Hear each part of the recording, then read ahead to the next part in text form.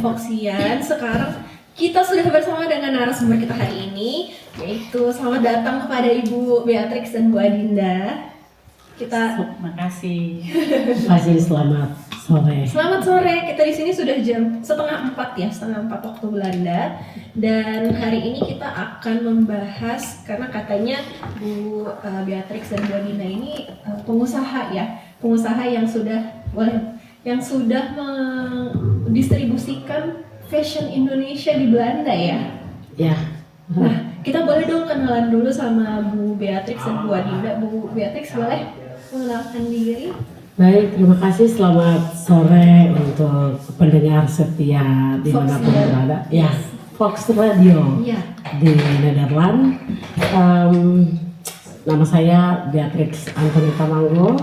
Saya berasal dari Provinsi Papua Tengah, Indonesia. Saya mulai berkecimpung di dunia usaha kurang lebih 2-3 tahun. Ya, dan 1 tahun terakhir ini saya boleh berada di produk saya itu sudah saya jual atau taruh di luar negeri. Di luar, wow, itu cukup cepat sekali ya Bu. Maksudnya dalam kurun waktu 3 tahun pasarnya sudah ke luar negeri. Ya. Kalau boleh tahu Bu Beatrix ini asal kota di Papuanya apa Bu? Di mana?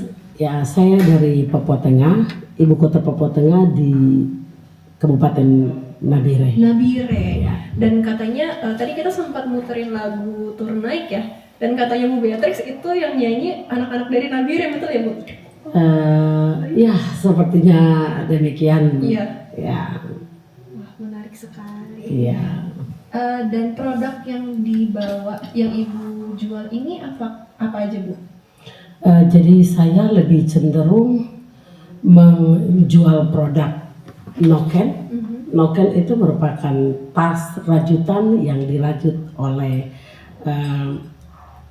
ibu-ibu ataupun bapak-bapak atau masyarakat pribumi yang ada di tanah Papua. Jadi bukan di Provinsi Papua Tengah saja, tapi yang berada di tanah Papua. Oke, the whole province berarti. Yes, ya. Handmade berarti. Yes, handmade. Jadi noken itu dirajut dari kulit kayu. Kulit kayu yang memang proses kulit kayu itu sampai bisa menjadi tali ataupun rajutan ataupun Jadi apa ya? dirajut. Iya.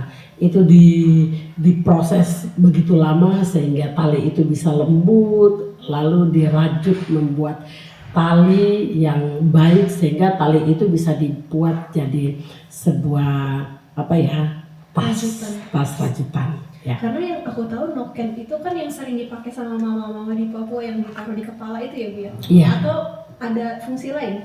Jadi noken-noken itu dulu awalnya setiap daerah itu punya istilah-istilah tersendiri, istilah tersendiri yang sebelum dijadikan dinamakan noken.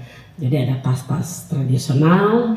Nah, kalau setelah ada deklarasi untuk penyebutan noken dari bahasa dia, nah, noken itu yang dipakai sekarang. Official language. Iya. Lalu di daerah pedalaman Papua, khusus untuk di Papua Tengah, ya saya bicara dulu Papua Tengah karena saya ada di Papua Tengah. Noken itu biasa dipakai untuk isi makanan, hasil kebun. Untuk membawa. Iya, mereka taruh di kepala. Di dalam noken tersebut diisi anak kecil, bayi yang baru lahir juga dimasukkan di dalam noken. Multifungsi ya? Ya, multifungsi, bagus sekali. Kemudian bisa isi makanan, isi kayu bakar, bisa ubi, peliharaan pun bisa diisi Bisa di masuk dalam. juga. Ya. Jadi Kuat sekali berarti ya Bu? kuat, ya memang kuat. Rajutannya itu mereka ya karena memang handmade, pasti tidak kalah saing dengan kulit. Betul. Salah satu contoh produknya berarti yang ada di sini ya Bu ya? Iya, ini ada beberapa contoh yang saya bawa. Nah, noken itu karena tadinya noken dipakai hanya khusus untuk isi kebutuhan rumah tangga seperti makanan, bayi dan lain sebagainya, juga bisa dipakai untuk alat isi buku, ya isi buku tulis. Jadi anak-anak sekolah itu dibikinkan noken kecil-kecil untuk isi buku. Tas sekolah. Tas sekolah, iya begitu. Nah, saya mencoba mengkombinasikan noken itu agak ke modern, sehingga noken itu bisa dicintai oleh orang yang berada di luar Papua. Dengan menggunakan produk noken, bukan noken itu dipakai hanya untuk ke sekolah atau ke kebun atau dan lain sebagainya ya, tapi noken itu bisa digunakan pergi ke pesta, ke acara-acara resmi dan acara-acara yang ya boleh dikatakan mewah begitu. Dan menjadi fashion icon. Iya, jadi fashion icon Papua Tengah. Nah, oleh sebab itu saya mendesain noken ini menggunakan seperti yang ini dari benang manila. Jadi ada dari serat kulit kayu, ada dari benang manila. Nah, kalau dari serat kulit kayu itu betul-betul handmade yang dibikin dari sama-sama dibikin dari handmade, dibikin dengan tangan. Tetapi yang kulit kayu itu benar-benar produk dari pohon atau dari alam. Saya punya slogan, dari alam Papua untuk dunia. Wah, itu dalam sekali. Iya, oleh sebab itu semua produk-produk saya gunakan baik itu hewan ataupun pohon dan lain sebagainya, semua bahan bakunya dari alam Papua. Ya. Ini berharga sekali. Ya, memang saya katakan demikian karena saya mau tampilkan produk ataupun saya mau sampaikan kepada dunia bahwa ini Papua. Ya. Gak kalah dengan fashion item. Ya benar. Oleh sebab itu saya bikin dari beberapa produk menggunakan kulit, dari ada kulit buaya, ada kulit biawak, macam-macam, kulit kambing, kulit sapi, ada kulit ular juga. Ya, menurut saya ya tergantung dari pilihan. Pasti banyak orang kan banyak pilihan. Mereka lebih cenderung menggunakan apa, dan banyak motif, banyak model juga. Jadi pilihannya ada untuk berbagai kalangan ya Bu ya. Iya. Sesuai preferensi masing-masing. Iya. Nah, kalau Bu Beatrix ini bawa produk dari Nabira Papua, dari tanah Papua, kita juga kedatangan Bu Adinda yang membawa kerajinan dari rote NTT, betul ya Bu? Iya. Nah, Ibu belum kenalan, boleh kenalan dulu. Oh ya, nama saya Adinda Muda, papa orang Rote, mama Belanda Jepang. Sangat internasional. Ya. Saya SMA di SMA 3 Kupang. Oke, berarti dari kecil? Enggak, saya dari kecil lahir di Jakarta, besar di Jakarta. Cuman papa ingin tahu anak-anaknya harus mencintai tanah kelahiran papanya. Jadi saya dibawa ke Kupang 3 tahun untuk beradaptasi di sana. Itu umur berapa ya Bu? SMA. SMA. Saya waktu itu SMA. Dari situ saya aktif untuk tariannya. Oh, belajar budaya. Ya, belajar budaya. Terus untuk acara-acara penerima tamu di kantor gubernur saya menari. Nah, terus saya juga mayoret di kejaksaan. Wah, drum band ini ya, icon drum band. Terus saya dengan menggunakan kain tenun untuk pakai di rok atau di baju karena lebih modern kan, atau enggak di kepala. Pokoknya ada aksennya gitu. Nah, dari situ saya tahun 2016 saya udah langsung terjun dengan tenun. Tahun 2016 berarti sekitar 9 tahun yang lalu. Iya, saya udah terjun di situ. Cukup lama ya, hampir 1 dekade. Karena saya mencintai tenun, jadi saya bawa kemanapun saya pergi ada dia. Ya. Apa yang membedakan tenun dari NTT dengan tenun yang lainnya, Bu? Karena kan setiap wilayah di Indonesia punya tenun masing-masing. Khususnya saya memang mencintai tenun NTT karena asal dari papa. Jadi saya melihat ibu saya kalau ke pesta kawin itu kainnya tuh di bawah tuh, bagian kain tuh bawah tuh pasti tenun. Cantik banget gitu kelihatannya. Mama saya kan bule, jadi pakai kebaya, wow gitu. Saya pikir kenapa harus pakai kain terus ya di bawah, sekali-sekali ke atas dong bagian atas. Nah dari situ inspirasi saya keluar. Berarti produk yang sekarang Ibu bawa itu fashion baju gitu? Ya, fashion baju, tas juga saya campur kulit. Terus kalau enggak saya campur dengan batik. Jadi saya mau coba tenun sama batik, ternyata bagus gitu. Sebenarnya setiap daerah mempunyai ciri khas. Ciri khas. Tenunnya, batiknya, macam-macam. Jadi masing-masing juga mereka mencintai punya mereka. Seperti saya mencintai NTT. NTT. NTT di dalam hati. Iya, tetap NTT. Nah, kalau misal kan Ibu awal tadi inspirasinya dari fashion dari Mama ya. Iya. Nah, kalau sekarang target marketnya baju-bajunya ini untuk orang Indonesia aja atau juga Enggak juga, internasional? untuk luar juga. Jadi casual. Kayak. Casual ya, Iya. untuk sehari-hari berarti. Iya. Jadi zaman dulu yang namanya tenun itu hanya dipakai untuk kematian, pernikahan, jadi sakral sekali buat mereka. Karena sekarang udah modern, jadi siapapun bisa pakai, Siapapun dan kapanpun. dimanapun bisa pakai. Kita bisa bikin celana, kulot, apa. Menarik banget. Kalau sekarang berarti produksinya di NTT atau sebenarnya bahan baku tenunnya aja terus nanti diproduksinya di luar daerah? Kalau saya ambil dari NTT. Nah, NTT itu kan terdiri dari 22 kabupaten. Nah, saya di Rote-nya, salah satu Rote. Karena dari 22 kabupaten itu saya perkenalkan ke semua negara. Setiap kabupaten tuh punya Ciri khas sendiri dan beda. what? Ya Sumba, pasti udah dengar dong. Iya, itu Sumba, yang terkenal Ende, untuk Maumere, Rote. Mungkin untuk Foxian yang belum tahu, Rote itu pulau paling selatan di Indonesia, betul ya Bu Iya, ya? betul. Nah, sekarang pemerintah lagi meningkatkan pembuatan garam di NTT, di Rote. Garam dengan Garam pembuatan terkenal. secara tradisional gitu? Iya, garam itu terkenal ada di Rote. Apa yang membedakan dengan garam lain Bu? Beda sekali tuh. Makanya tetap asin. sekarang larinya ke sana Oh. pemerintah. Gitu. Apakah cara pembuatannya yang beda atau ada kandungan? Kandungannya kayaknya, kandungan. Nah, itu juga saya baru tahu dan Bupati Rote sedang menggalangkan itu. Pembuatan garam khas dari Rote. Hanya di Rote aja Bu? Iya. Wow, menarik sekali. Iya. Untuk kita yang diaspora yang tinggal di Belanda tapi belum tahu ya Bu, bisa beli di mana ya? Sedang dilakukan itu, dijalankan. Berarti untuk menggiatkan usaha garam Usaha, juga ya di Rote. Dan saya juga ambil kain-kain dari ibu-ibu yang pengrajin di sana. Dia dengan tangan sendiri, Handmade juga iya, ya. dia melakukan itu, saya membantu ekonominya. Untuk berarti Ibu menyalurkan produk Iya, yang mereka buat. iya, Wow. betul.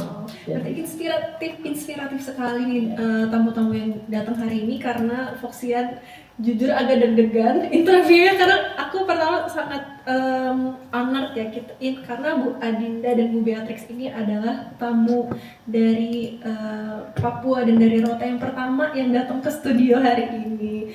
Dan mungkin sekarang kita mau tanya lebih lanjut tentang daerah masing-masing nih. Kalau orang Indonesia mau berkunjung ke Nabire itu gimana sih caranya Bu Beatrix? Baik, terima kasih. Sekarang Papua itu terbuka untuk semua. Jadi bukan Indonesia saja ya. Nah, siapapun yang boleh berkunjung. Dan Indonesia ya, Papua itu Indonesia ya. Jadi saya tidak bisa bilang ini. Intinya begini. Dari luar Papua mau berkunjung ke Papua itu bagaimana?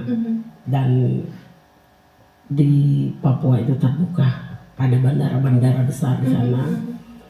Kalau mau sampai ke Papua Tengah bisa dari Makassar, dari Jakarta Makassar langsung di Nabire. Transit dulu di Makassar berarti. Iya, ada juga transit di Timika.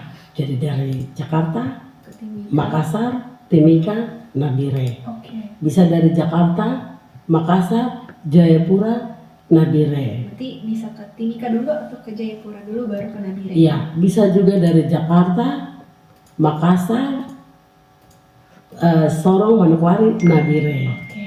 Nah, kapal juga lancar. Kapalnya langsung dari Jakarta? Dari Jakarta ada. Oke. Ya, Berapa hari? ya 5-7 hari. Itu Iya. jadi liburan yang menarik ya kalau kita mau spend days beberapa hari di kapal terus kita langsung menuju ke Nabire. Iya, di Nabire itu banyak sekali ikon-ikon tempat-tempat wisata yang ada di sana. Di Ya. spill apa nih yang bisa kita kunjungi yang menarik di Nabire? Ya, sekarang ikon daerah itu kunjungan tempat wisata berenang bersama ikan hiu paus yang ada di Nabire. Liar pausnya? Di tengah laut tapi tidak liar. Berarti kita naik kapal dulu ke tengah laut terus kita bisa ketemu Iya. hiu pausnya. Jadi biasanya pakai perahu, Mhm. ya, perahu-perahu ya kapal-kapal. Kalau kapal terlalu besar sekali ya. Jadi kita sampai di Nabire, kita pergi ke ya agak ke sudut kota tapi itu sudah ada tempat wisata di sana, ada penginapan dan sampai di sana ya 1 atau tidak 2 jam lah perjalanan pakai mobil. Oh, Nggak pakai mobil. dulu. Kemudian pakai perahu ke tengah laut itu kurang lebih 20 menit, 20 sampai 30 menit. Masih Ya. doable lah ya, maksudnya tidak berjam-jam untuk Tidak berjam-jam. Di sana itu kan banyak sekali nelayan-nelayan yang buat tempat untuk mereka mencari ikan di sana dan di situ tempat bermainnya ikan hiu paus. Jadi kita bisa sampai di sana, kita buang ikan-ikan puri yang kecil umpannya, ikan puri-puri kecil itu kita buang sana di dalam laut saja kan itu udah ada bagang besar kan, bagang. Nah, tinggal kita lempar saja ikan itu keluar bermain. semudah itu, Bu. Semudah kita bisa melompat ke dalam air, kita berenang bersama dengan ikan. Itu airnya dalam nggak, Bu? Maksudnya apakah itu yang sampai berkilo-kilo dalam? Iya, dalam banget itu biru-biru. Tapi kalau kita sudah sampai di dalam situ rasa gimana ya? Kayak rasa ada kita pakai pelampung sih. Tapi rasa kayak bagaimana? Aman saja, nggak apa-apa. Merasakan sensasi baru menyatu dengan alam. Iya, dan rasanya tuh, aduh, kok ikan ini dia akrab sekali. Ikannya akrab, Sudah tidak ini jinak ya, Bu ya. seperti jinak begitu. Tapi ya menurut penelitian ikan itu dari laut Australia baru bermain ke sana dan itu ikan-ikan yang kelas-kelas masih remaja, tapi besar banget. Besar, Paus ya, Bu. iya, besar banget ya. Tapi ikan hiu paus atau ikan gorano, ya ikan gorano berbintang ya. Ini sejenis ikan hiu paus yang ada di situ. Saya udah 3 kali. Kalau sampai ke sana penasaran, saya harus lompat. Kayaknya nggak cukup sekali ya, Bu. Iya nggak cukup. Nagih ya, Bu. Iya, dan di sana ada view-nya bagus, bisa menikmati pesona alam bahari. Jadi Pantainya pantainya oke indah-indah, banget. iya. Apalagi ke Raja Ampat, Raja Ampat dekat nggak, Bu, dari Nabire? ya dekat aja, kan di Sorong. Jujur nih pemetaan di otak saya kurang. Berarti kalau misalnya Raja Ampat di sini, Nabire itu di mana? Nabire ada di leher burung. Leher burungnya Papua itu ya. Raja Ampat ada di kepala burung. Oh. Nabire ada di leher burung. Ekor burung ada di Jayapura, Wamena, itu ekor burung. Iya, Jayapura kan lebih agak ke kanan dikit ya. Iya, karena berbatasan dengan PNG. Dan berarti Nabire itu di kepalanya jadi lebih ke Iya, baratnya ya, Iya. baratnya Papua. itu ikon laut, belum kalau ke gunung. Baru mau nanya itu, Bu. Kalau pegunungannya gimana? Mungkin teman-teman Vaksian lebih suka untuk menjelajahi pegunungan tuh apa yang bisa dilihat, Bu? Ya, kalau di pegunungan khusus untuk daerah pegunungan di tanah Papua, dinginnya itu tidak 4 musim seperti Eropa. Dinginnya itu paten. Sepanjang tahun. Dari pagi sampai malam sampai pagi tetap dingin. sama seperti hawa yang kita lagi nikmati di Sekarang Netherlands ya, sekarang Bu. ini. Jadi Ya, Ibu udah biasa dengan dinginnya Belanda. udah biasa. Ini kita suhunya sekitar 15 derajat ya Fania ya. Dan itu suhu di sekitar pegunungan Papua, Foxian, bayangkan betapa Iya, dinginnya. setiap hari. Setiap hari. Oleh sebab itu, masyarakat lebih cenderung tinggal di dalam Honai. Honai itu rumah adat. Yang bulat gitu Iya, nggak sih? bulat. Nah, kenapa dibikin seperti begitu supaya hangat di dalamnya? Jadi mungkin ukurannya memang tidak terlalu besar, tapi dia mengkip Iya. orang di dalam. Jadi dia berbentuk apa ya? Bulat di atas, kecil, ini lebar, kemudian tuh ke bawah kecil. Jadi dia bisa apa ya? Bisa bukan. Dia bisa memuat banyak orang di dalamnya. Jadi seperti wajan begitu ya. Ya, kalau wajan dibalik ya, wajan dibalik. Kayak Gitu. wajan dibalik betul. Iya, wajan Saya dibalik. pernah coba untuk masuk ke Hanoian Bu. Honai, bukan Hanoi Hanoi. mah Vietnam. Honai ya. Vietnam, Honai ya. Honai yang ada di Taman Mini Indonesia Indah tuh, jadi mungkin kayak replika gitu. Ya, itu replika aja. Tapi kalau misalnya menikmati langsung ada di pegunungan, disitulah kebahagiaannya kita bahwa kita pernah ada di Indonesia. Ya, Bu, kalau misalnya kita ke Papua, terus boleh nggak sih Bu, atau ada nggak sih penginapan tapi bentuknya Honai gitu? Jadi Ya. kita merasakan, oh ini rasanya tinggal di rumah adat Papua. ya. Jadi sekarang di sana itu lagi ya. Kalau saya bicara tentang Papua Tengah, di sana ada Papua Pegunungan juga. Nah, di sana itu ada Honai, ada tempat-tempat tinggal masyarakat yang masih tinggal di dalam rumah-rumah adat dan ya lagi gencar-gencarnya membuat desa wisata. Jadi tujuan dari desa wisata itu untuk setiap ada pengunjung, ya ada wisatawan yang datang situ bisa melihat alamnya, juga bisa menikmati budaya-budaya yang ada di situ, menikmati kuliner di situ. Nah, itu yang sementara dibangun karena bicara di Papua Tengah itu ada di dekat Puncak Kartens. Itu di pegunungan Jayawijaya. Ada di puncak Di Papua puncak? Tengah, ya. Jayawijaya itu berarti di Papua Tengah. Jayawijaya ada di Wamena. Oh, Ya dulu memang namanya Puncak Jayawijaya karena masih satu kan. oh, Nah, sekarang kan sudah dibagi 6 wilayah adat. Jadi dari 6 wilayah adat itu Puncak Kartens itu ada di Papua Tengah. Papua Tengah. Ada di tengah-tengah antara Mimika, Mhm. Freeport kan dengan Freeport. Mimika, Kabupaten Puncak, Sugapa atau Intan Jaya, lalu ada sekitar daerah Paniai. Oke. Wah, tapi benar nggak sih Bu kabarnya salju abadi di pegunungan itu? Salju abadi itu masih ada sampai Masih ada? sekarang. Alhamdulillah. Soalnya kabarnya katanya sudah meleleh, tapi itu Memang dia sudah sedikit berkurang. sedikit berkurang. Saya tahun 2019 atau 2020 ya, tanggal 19 Juli kalau tidak salah, saya dari Nagire ke puncak. Saya pegawai negeri, saya Kadit Pariwisata di Dinas Kebudayaan dan Pariwisata Kabupaten Puncak. Selamat datang. Kabupaten Puncak Papua, Kabupaten Puncak di Papua Tengah. Jadi kami selalu membuat kegiatan-kegiatan dari seni budaya, juga dari pariwisata, dan sempat pesawat yang saya gunakan itu melalui Puncak Kartens, dan saat itu saya kaget karena kenapa pesawat lewat jalur ini, karena itu bukan jalurnya pesawat Bukan itu. normalnya di sini. Iya, tapi rupanya mungkin pilotnya pengen lihat dan cuaca waktu itu bagus sekali. Jadi dia bawa kami itu melalui Puncak Kartens itu dan saya menikmati keindahan itu. Ya saya potret, saya videoin, dan beberapa teman juga ada di situ. Mereka hanya diam karena mereka sudah padam handphonenya, mereka hanya bisa foto, mereka videoin, tapi katanya mati semua handphonenya mereka, tidak bisa. Tapi saya punya jadi, dan itu saya senang sekali, saya bangga. Ketika sampai di puncak, saya berterima kasih kepada pilot. Terima kasih sudah bawa saya sampai ke sana. Sudah membuat Iya, karena harus sampai di situ harus mengeluarkan kurang lebih 250 juta untuk bisa Untuk bisa mendaki, lihat ya di situ. melihat langsung pakai chopper, ya helikopter untuk sampai ke tempat itu.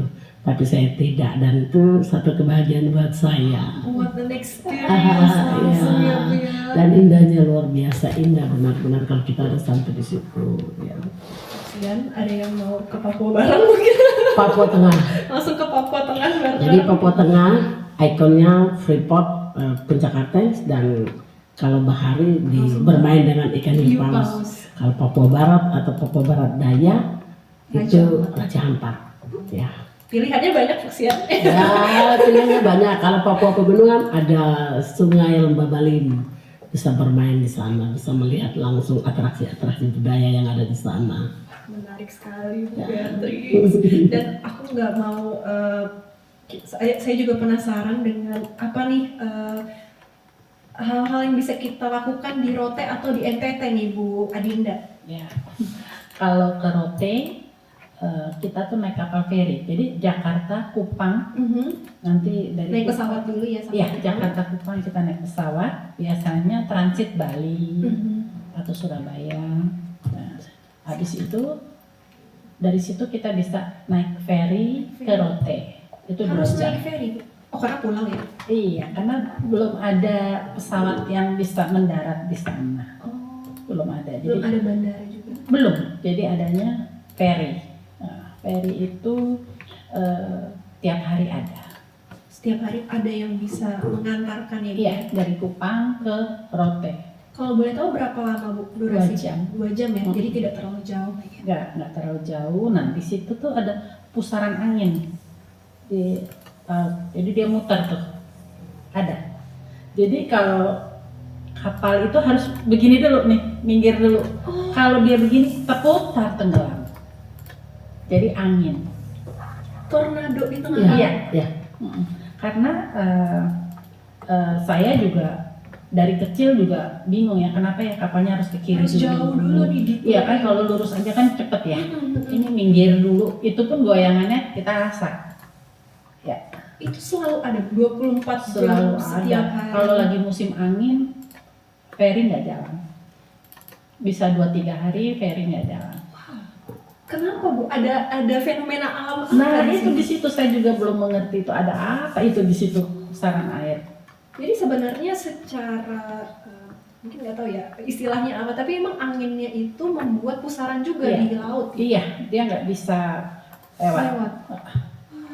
Jadi ferinya tuh terombang-ambing nih, biar kita lewat tuh goyangannya tuh kayak mabuk kita tahu.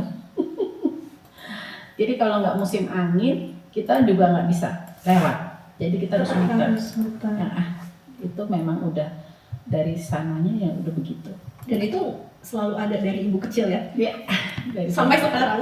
sekarang kalau saya ke Rote begitu. Nah, di Rote itu terkenal di Nembrala itu papan seluncur itu loh yang Surfing? ya surfing. Wah. Itu air lautnya gelombangnya tuh lebih Ombaknya bagus bagus ombaknya. ya? Oh, berarti Jadi banyak turis. Turis asing juga Iya. mengincar ombaknya. Iya, ya? iya. Paling bagus memang. Oke. Situ. Dan pasirnya juga pasirnya putih. Udah kebayang sih pasirnya Nusa Tenggara Timur. Wah. Keren.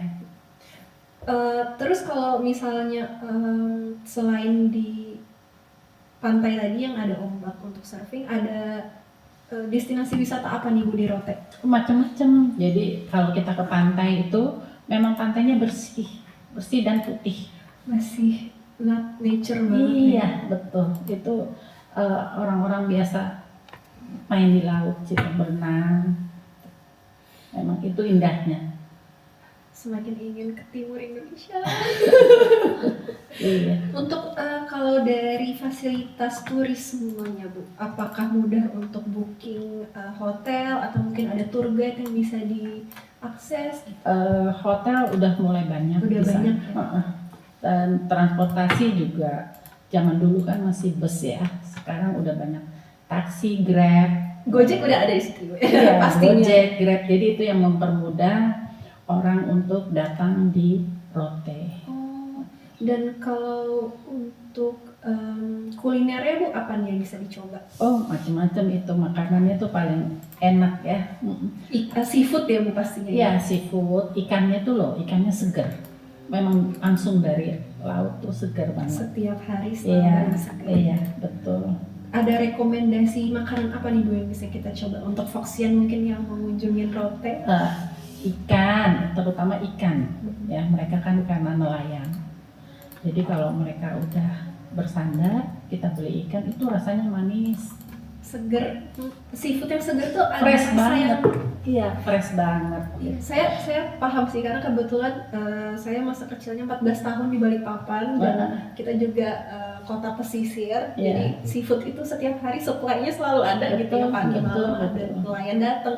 Dan begitu pindah ke Jakarta ke Bogor, aduh nyari seafood tuh kayak tersiksa banget, kayak seafoodnya beda rasanya. Jadi wah paham. Jagung juga enak di jagung sana. Jagung bose namanya. Oh iya, kalau untuk Kalau di Manado kan bubur Manado. bubur Manado Nah, iya. ini jagung bose ada macam-macamnya dalamnya. Tapi mirip ya? jagung. Iya, Oh. tapi jagung. Jadi campur ada sayur, Ada campur ikan, sambelnya, sambal apa ya tuh? Yang pedes banget, bukan? Sambalnya tuh pedes banget. Apa Jahe. tuh? Kecil-kecil dia punya cabai. bukan cabai rawit. Bukan merah tapi kecil. Apa itu namanya? Nah, ada khusus namanya. Karena saya nggak suka sambal, jadi Chili. udah saya ngeri sekali kalau Tiap- makan itu. Jadi nggak pernah pakai sambal ya, Bu? Oh, Gitu. Tapi memang enak itu. menarik. Terus apalagi nih Bu yang bisa kita explore? Mungkin Foxian lagi masih penasaran dari sisi tadi kan kuliner udah, terus tempat yang bisa dikunjungi atau aktivitas apa nih Bu? Selain surfing, ada mungkin workshop dance atau workshop tenun mungkin? Kalau tenun setiap daerah ada. Ada ya? Jadi turis itu biasa kalau mau belanja dia langsung lihat. Langsung ke tempat produksi ya? Langsung. Jadi lagi dikerjakan, kadang-kadang mereka coba untuk, nah itu Menenun. iya itu suatu kenikmatan sendiri ya, duduk ini benar-benar luar biasa. Dan mesin tenunnya juga Kayu. masih kayu ya, masih Kayu. tradisional. Kita nggak ada mesin, itu kayu. Handmade. Ya benar. Menarik sekali dan sangat-sangat mungkin Foxian yang benar-benar pengen merasakan Indonesia, alam Indonesia yang masih real, belum banyak turis, itu enak banget untuk langsung mengunjungi ke Papua atau langsung ke Nusa Tenggara Timur yang banyak banget tujuan yang bisa dikunjungi dan juga mungkin untuk merasakan budaya yang berbeda ya Bu ya. Iya sih. Dan sekarang kita akan membahas lebih dalam tentang bisnis narasumber kita, gimana caranya kok bisa bawa produk lokal Indonesia Timur lagi ke mancanegara. Mungkin kita bisa mulai dari Bu Adinda dulu yang katanya udah punya butik di Korea. Oke, thank you. Jadi begini, karena kita punya teman bersahabat, jadi teman saya nikah sama orang Korea. Nah, dia di Korea itu berusaha dengan saya bagaimana caranya wastra itu bisa ada di Korea. Kita memperkenalkan wastra. Jadi dari tenun, ulos, terus Papua, terus macam-macam batik. Jadi orang di Korea tahu Wastra itu apa? wastra ya? itu apa gitu kan. Nah, jadi wastra itu kayak macam-macam barang yang ada di Indonesia di daerah kita bawa ke Korea. Ke Korea. Jadi orang Korea itu hanya tahu batik. Emang udah kasih. Karena mahasiswa Indonesia juga kadang mengenalinya batik doang gitu. Ya. Padahal kita punya banyak. Kita punya banyak. Kita punya ada Madura juga punya. Manado juga ada Batiknya ininya sendiri. Nah, seperti Papua juga. Jadi dari situ saya berusaha dengan teman saya bagaimana caranya kita memperkenalkan produk kita Indonesia ke luar seperti Korea. Nah, kita buka tempat, terus saya ajak beberapa teman desainer yang teman-teman saya mau nggak Berarti udah hiring desainer juga ya Bu ya? Ya, Soalnya ini salah satu contoh produk dari Ibu, nama labelnya Adinda Muda ya ya? tetap sama. Fashion Adinda Muda, dan ini aku naksir banget Foxian, mungkin yang Itu lihat Lindy, model videonya. Lindy. Model Lindy ya. Ah, Jadi ini kan kerasa juga ya kualitas dari kulitnya, ya, kulit sapi. kulit sapi, dan ini tenunannya handmade tapi wah rapi banget Foxian. Dan dalamnya pun juga kulit ya Bu. Ya, Ini full kulit ya. ya. Dan ini juga ada tenun. Nama tenunnya tenun apa? Putus pelangi. Putus pelangi, Ah, dan katanya PTS. topeng ya Bu. ya? Hah? Topeng wayang. Iya gitu seperti gitu, dia kayak tangan, kayak gitu-gitu. Oke. Warnanya tuh ada yang seperti ini, ada yang cerah.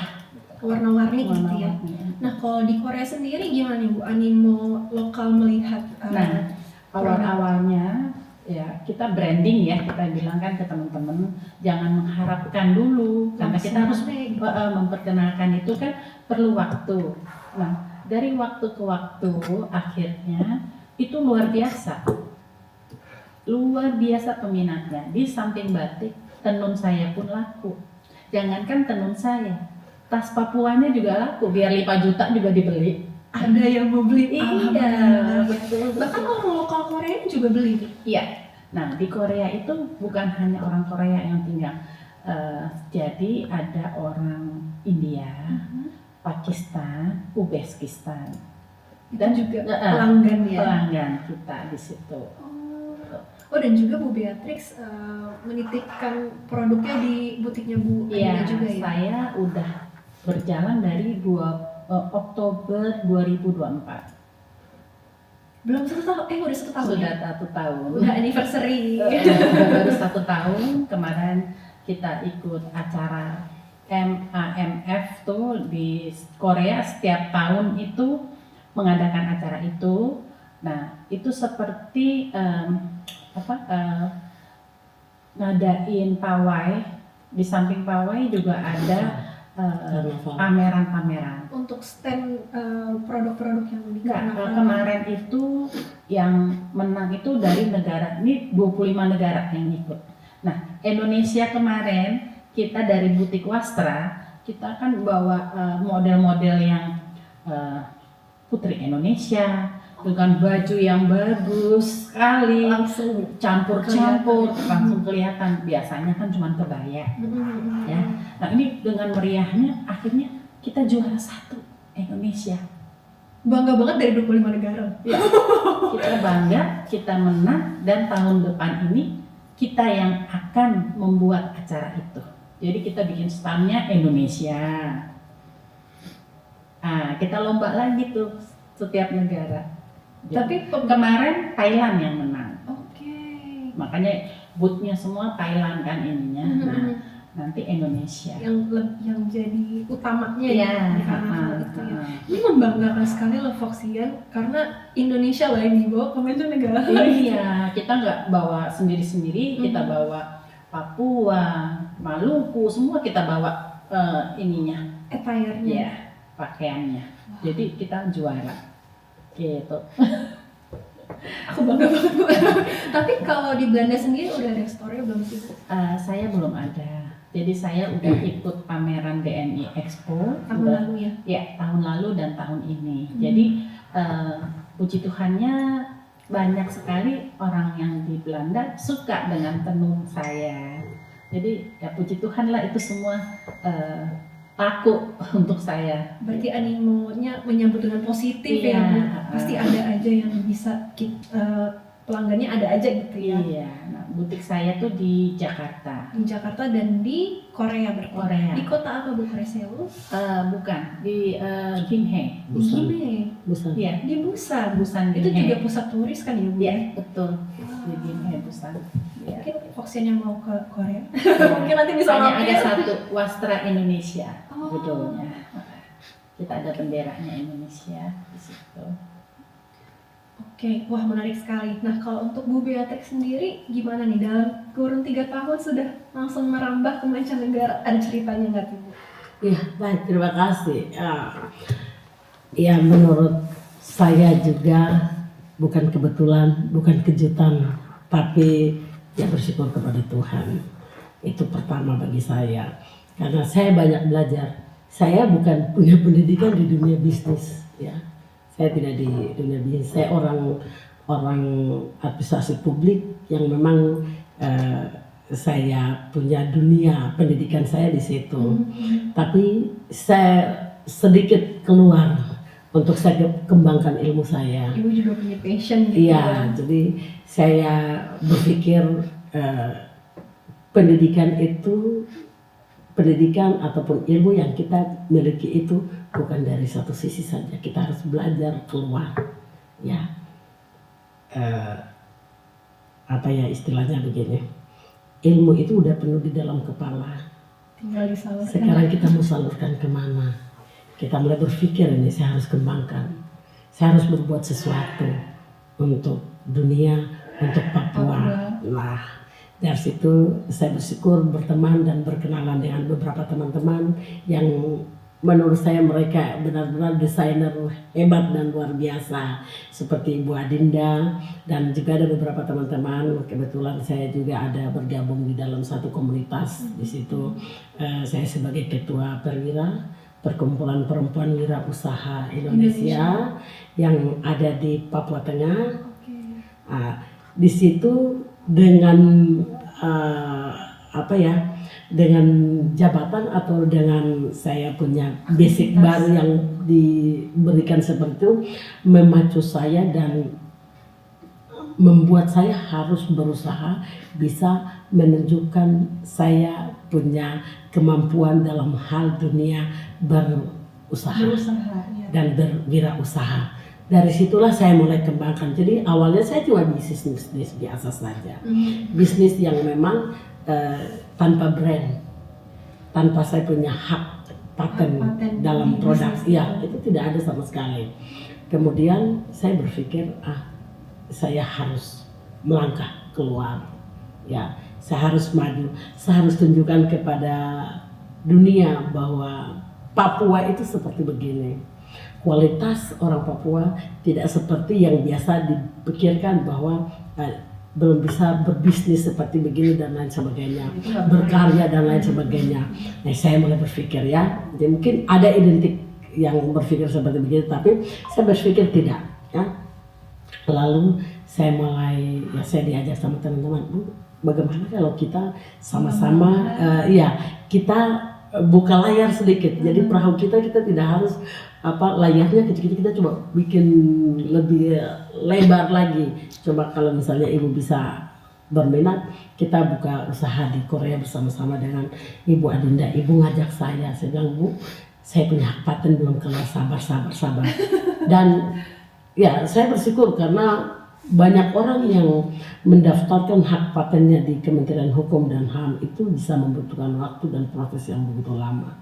Tapi saya waktu itu cuma mendaftarkan waktunya kurang lebih 14 hari, 2 minggu. Hanya 2 minggu ya? 2 minggu. Dan itu ya benar-benar membuat saya senang, bangga. Setelah hak paten saya keluar, bagaimana produk saya bisa saya juga titip sama-sama dengan teman-teman di Korea, dan puji Tuhan rupanya produk saya juga laku laris, bahkan sama istri-istri pejabat, Bu, ya, yang beli di sana. Padahal harganya itu mahal loh, 3-5 juta, lebih mahal dari teman-teman yang lain punya. Tapi langsung mereka beli karena mungkin saya bilang tadi, slogan saya, slogan saya itu dari alam Papua untuk dunia. Jadi saya memperkenalkan alam Papua, baik itu flora maupun fauna yang ada di Papua, saya sampaikan melalui produk saya. Jadi bahan bakunya juga uniqueness itu yang jadi nilai jualnya. Dan itu yang membuat ada daya ketertarikan dari setiap konsumen yang berbelanja produk saya. Dan ya puji Tuhan sudah 1 tahun, saya punya brand juga baru 1 tahun keluar. Namanya apa tuh? Tika Bag. Ya, kalau Tika mau Bag. di-eja TICHA ya, Bu, ya? Ya, TICHA. Tica itu singkatan dari nama saya dengan suami saya. Oh, Ya. romantis. Jadi nama brand. Jadi saya berpikir begini, Untuk apa pakai nama yang lain-lain? Kadang-kadang banyak tantangan. Kalau kita pakai suami istri yang udah diberkati dalam pernikahan suami istri ya, sudah dalam pernikahan kudus, ya nama itu saja yang saya pakai sebagai brand saya atau sebagai produk saya, sehingga berkat itu pasti akan mengalir ya, laku laris dan lain Jadi sebagainya. laris betul Ya, dan puji Tuhan kebanyakan yang menggunakan produk saya, tas-tas saya itu sampai di kementerian juga udah pakai. Ibu Kapolri, ya itu jadi dibalikan oleh istri Kapolda, Kapolres yang ada di tempat saya, mereka memberikan souvenir atau Jadi, buat tangan gift atau hadiah ya. kepada mereka. Kemudian Ibu Wakil Menteri Kebudayaan juga pakai, bupati-bupati, ada beberapa bupati, sekda, istri-istri gubernur, istri bupati juga pakai. Ya, karena saya lihat juga modelnya nggak kalah dengan fashion brand internasional ya, karena seperti Ibu Adinda juga punya desainer ya, Mbak. Jadi secara desain pun menarik gitu untuk dipakai. Mungkin kalau dari komoditas yang dijual, apakah hanya fashion saja atau ada komoditas lain yang dijual di galeri Perwira. Galeri Perwira ya? Iya. Jadi selain dari untuk fashion juga ada komoditas lain yang saya tampilkan. Saya juga punya batik. Dan Papua? Batik Papua. Jadi sama saja. Karena saya punya ciri khas itu dari alam Papua, maka batik saya juga dari alam Papua. Batik cap, ada beberapa juga sedikit batik tulis. Kemudian ada beberapa juga batik ya yang dilukis. Pokoknya semua dari handmade. Jadi memang kita paham dulu batik, baru kita membuat satu desain ya. Kita paham apa itu filosofi dari desain yang nanti kita tampilkan, sehingga orang itu paham. Oh, ini batik kuskus, saya punya batik kuskus ya. Batik kuskus itu ada di seluruh Indonesia, tapi kenapa dari Papua ya? Ya karena ada filosofinya. Kalau tidak ada filosofi, untuk apa saya tampilkan? Dan saya bikin batik kuskus itu karena di Papua itu ada beberapa daerah itu mereka punya bukan kepercayaan, mereka punya tarian tradisional yang mereka kembangkan menjadi salah satu tarian daerah ya tradisional yang menceritakan tentang bagaimana berburu kuskus, bagaimana keunikan dari kuskus, karena kuskus itu kan kelihatannya dia cantik, bulu-bulunya tuh cantik ya. Nah, jadi di sana khusus untuk di daerah pegunungan Papua Tengah itu, bahkan sampai Papua Pegunungan itu, bulu-bulu dari kuskus itu mereka bikin jadi hiasan kepala. Apakah seperti ini contohnya, Bu? Iya, biasa di sini juga mereka bikin di bagian sini. Nah ya, jadi ada bulu-bulu. Ini saya tidak bawa, saya belum berani bawa itu keluar. Mahal ya, bukan mahal juga, tapi binatang-binatang itu sekarang sudah mulai arah ke ya dilindungi dan lain sebagainya. Jadi di daerah pedalaman mereka biasa berburu kuskus untuk makan, ya. Kemudian kuskus itu kan biasa keluar saat bulan-bulan terang saja. Jadi mereka senang untuk ambil itu kulit bulu-bulu kuskus, kemudian mereka jadikan hiasan, kerajinan tangan, jadi hiasan-hiasan kepala, hiasan macam-macam lah. Dan itu memang kelihatan cantik ya, cantik, hampir sama seperti bulu burung kanguru, kan lembut, hampir sama seperti bulu kanguru. Iya. Saya belum pernah pegang kanguru sih, Bu. hampir sama bulu kuskus dengan kanguru. Jadi saya bikin batik itu. Ya, kemudian tas saya yang ada beberapa dari beludru itu saya kombinasi dengan gambar dari kuskus supaya matching antara baju dan tas. Berarti memang kuskus itu walaupun ada di daerah lain di Indonesia, tapi merupakan salah satu bagian penting dari masyarakat Papua. Iya, benar. Makanya saya bikin. Kemudian selain itu kan ada cendrawasih, ada tifa seperti tas ini. Nah, ini lukisan tas. Alat musik tradisional yang ada di Papua. Nah, jadi saya suruh ini dilukis ini semua handmade. Ini handmade lukisan, Bu? Iya, handmade lukisan. Ini yang bikin precious ya, karena ini handmade dan bahan bakunya pun asli dari Papua, itu bikin unik ya. Iya, dan ini laku laris juga di Korea. Ini Kemarin pameran di Belanda sini juga laku ya tas ini. Kemudian ada beberapa dari bahan bludru dan juga dari noken anggrek. Ada noken anggrek, jadi tas itu dari kulit kayu dibalur dengan anggrek. Anggrek hitam. Anggrek hitam ada, anggrek coklat ada, anggrek kuning ada. Tadi saya waktu break sempat chat sama orang tua, sama mama. Ini lagi ada narasumber yang bikin noken, terus mama nanya, itu noken yang pakai anggrek hitam ya? Kayak, Iya. wah itu terkenal sekali loh. Iya, itu ada di Papua Tengah, ada di Nabire. Ya, jadi Apakah itu lebih mahal dari? sangat mahal. Jadi harganya itu harga tiket pesawat dari Jakarta ke Papua atau dari Papua ke Jakarta. Nah, jadi saya mendesain noken. Noken itu kan dewa. Maksud saya bukan dewa itu kita sembah ya, tapi noken itu merupakan tas tradisional kita, ciri khas, dan itu terkenal di Papua. Tanah Papua semua mereka menganggap, dan tas itu kadang-kadang jadi pakai kesehariannya seperti tas biasa apa begitu. Dan saya berpikir kalau tas dipakai seperti biasa dia tidak punya nilai. Iya betul. Dan dia tidak punya harga. Karena ya Tapi, udah biasa. tapi gitu. ya, tapi kalau saya kombinasikan dengan kulit ini mengangkat noken ini levelnya lebih meningkat dan membuat tas itu lebih kelihatan elegan dan berwibawa sekali kalau kita digunakan. Iya. Ini kalau nokennya saja harganya murah, cuma 100.000 ya 200.000 biasa kan. Tapi kalau saya sudah kombinasikan dengan kulit, harganya udah 2 juta itu. Ya.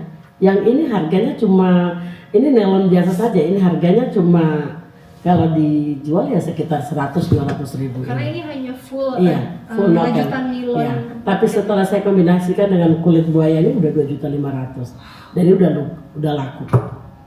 Dan tas-tas begini saya cuma keluarkan sekali produksi, saya batasi cuma 2 sampai 4. Eksklusif. Iya, jadi orang lain tidak gunakan. Ya, seperti yang ini juga ada istri pejabat. Ya, istri pejabat dari kepolisian juga gunakan. Ini satunya. Ini kembaran. Saya keluarkan 2, ini kembaran. Jadi ini yang 2. Jadi hanya 2 saja saya keluarkan. Kemudian ini juga 2 saja, yang 1 dipakai sama istri bupati.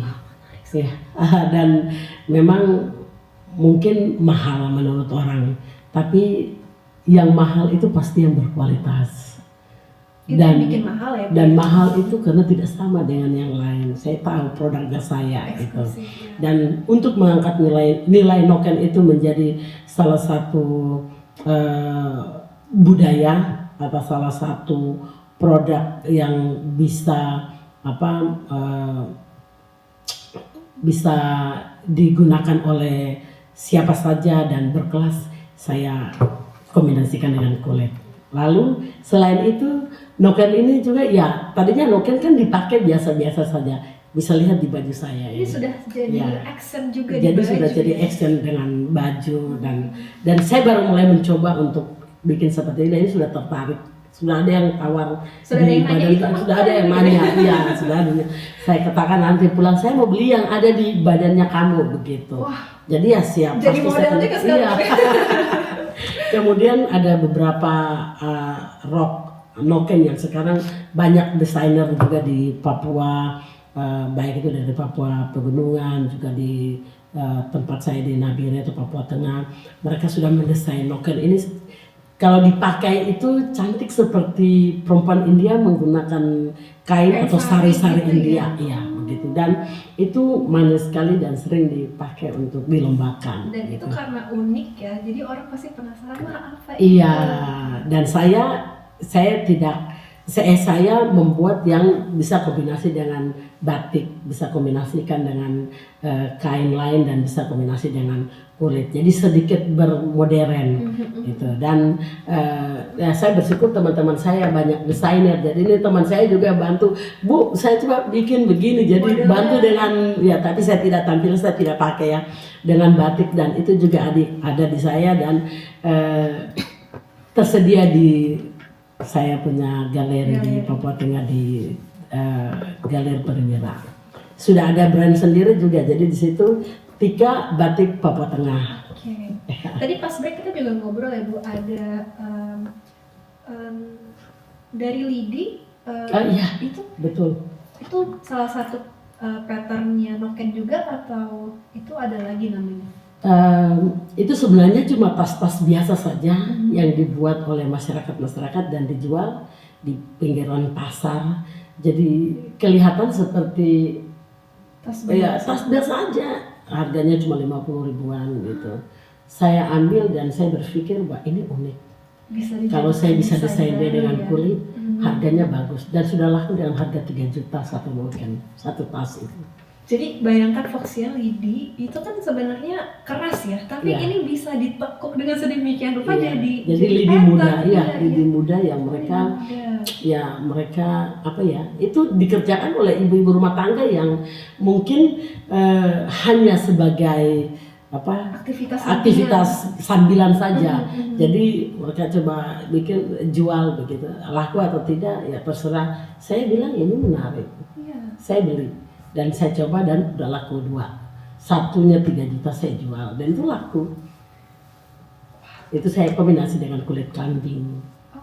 Iya. Terus tadi Ibu juga mention ada kulit dari pohon mahoni. Iya. Itu produk apa? Iya, baik. Kalau di bagian pegunungan itu ada beberapa pohon yang biasa dipakai, kulit pohon yang biasa kulit pohon yang dipakai untuk pembuatan noken. Kalau di bagian pesisir ya sesuai dengan daerahnya ya. Posisi di pesisir pasti mereka tidak bikin rajutan kayak ini. Bikin perahu. Ya, tapi mereka biasa pakai pohon perahu itu, pohon mahoni. Ada beberapa kulit kayu, pohon sagu, daun sagu juga dibikin noken juga. Bagus juga. Kalau di Papua Selatan mereka pakai daun sagu. Daun sagu dirajut, dianyam, dibikin seratnya jadi tidak ada seratnya, daunnya langsung daunnya itu yang dibikin jadi noken kayak begini, tapi dia agak padat. Nah, dan lembut. Ada daerah pesisir juga yang mereka tidak bikin noken, mereka bikin noken seperti begini, tapi itu agak agak kasar.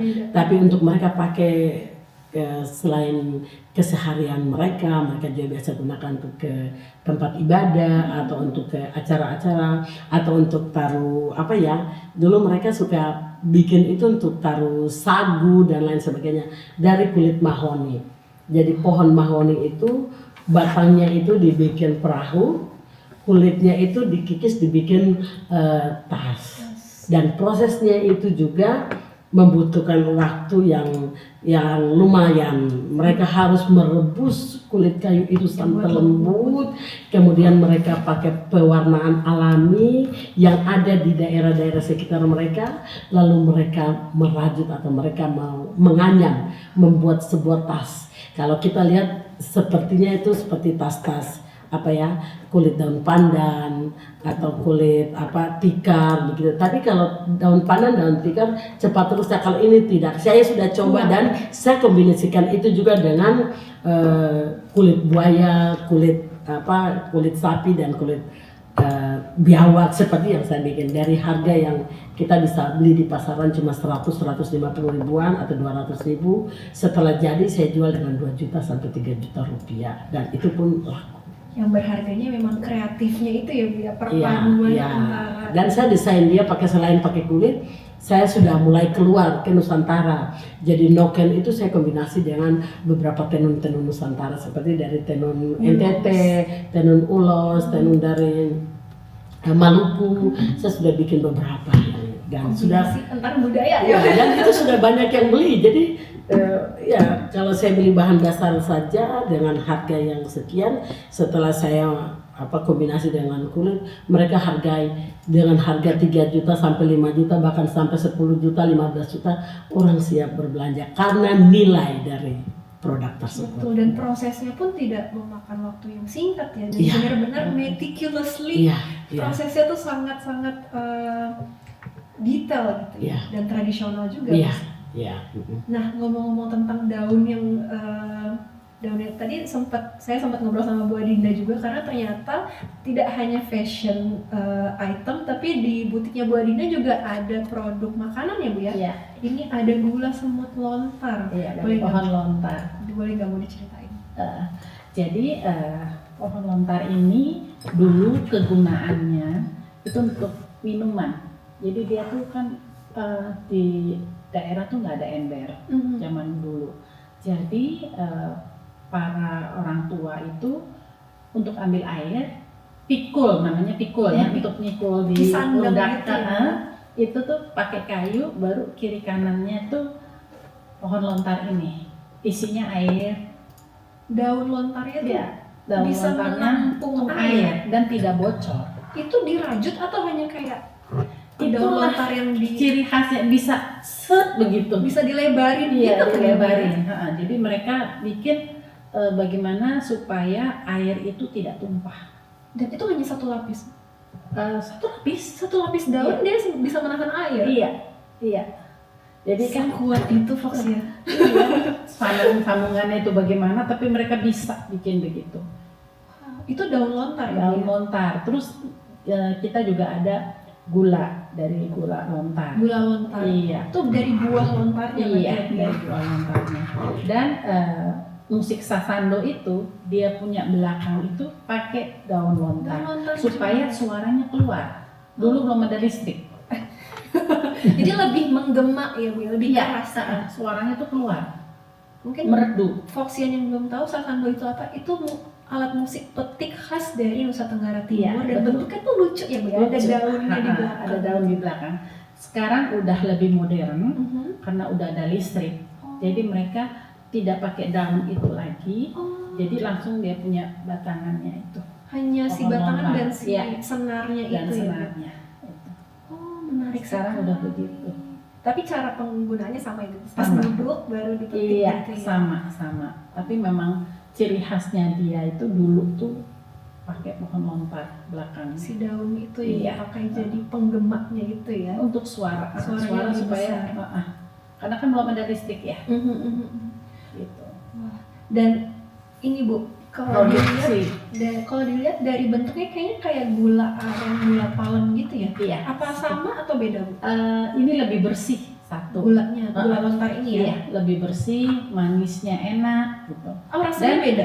Rasanya beda, dan ini itu untuk penyakit gula, Oh. diabetes itu aman.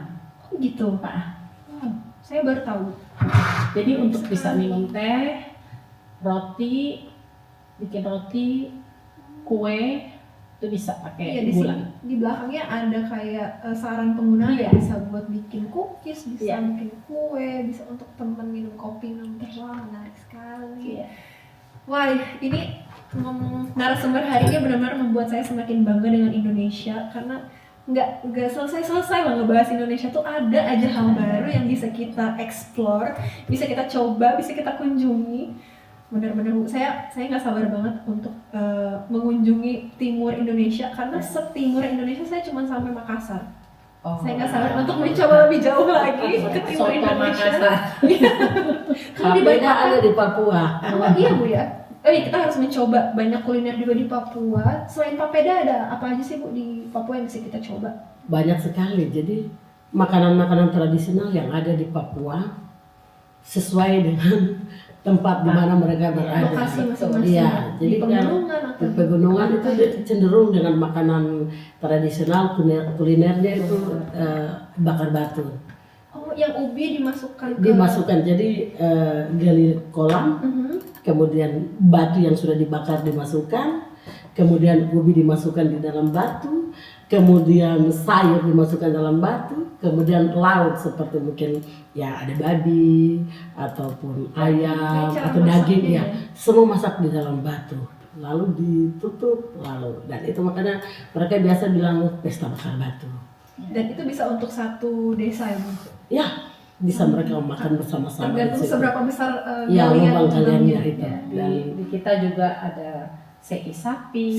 Iya. Oh, seisapnya dari Nusa Tenggara Timur, teman-teman. Yes. Itu terkenal sekali ya. Sei sapi, ada sei babi, sei sapi. Abonnya juga nikmat. Terlalu bangga apa yang minum. Jagungnya ada juga enak. papeda ikan Papeda kuah juga. kuning Iya, dan iya. ya kalau Makanan papeda banyak. memang sudah ciri khas dari ya Di mana sagu tumbuh pasti ada papeda di situ. Kalau di pegunungan kan sagu tidak bisa tumbuh. Sagu lebih cenderung tumbuh di pesisir laut, di Yang pesisir katanya lebih pantai. asin dari air Ya, asin gitu ya. ya. Ini kalau mau dibahas sampai malam mungkin bisa ya. Tapi berhubung kita durasinya sudah cukup, Ya. semoga sudah bisa mewakilkan untuk menjelaskan betapa kayanya budaya kita dan sumber daya alam kita, dan semoga Foxy ini mendengarkan sampai sekarang semakin bangga dengan Indonesia. Terima kasih Bu Beatrix dan Bu Adinda sudah datang Sama-sama. ke studio. Terima kasih. Terima kasih juga, salam untuk semua pemirsa apa Fox Fox Radio. Radio Nederland di Amsterdam ya, Ya. Belanda. Selamat sore. Selamat sore Terima semuanya. kasih banyak. Terima kasih. Sampai jumpa. Sampai jumpa.